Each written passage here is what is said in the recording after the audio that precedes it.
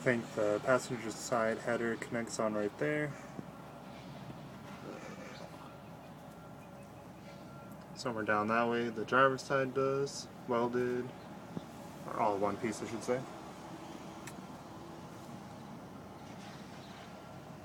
Come over to what's annoying the shit out of me.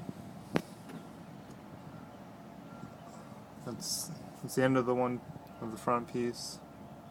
Just have an exhaust clamp here. I've tried many times to put some exhaust stuff on there to help the air go through. It doesn't help. Obviously to catalytic converter.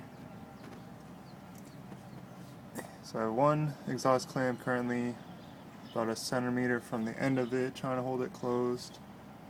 Did notice there's kind of like maybe a little bump where if there was actually a piece maybe over that, could kind of flange to. Might try getting another exhaust clamp, see if it helps. Any suggestions? Greatly appreciated.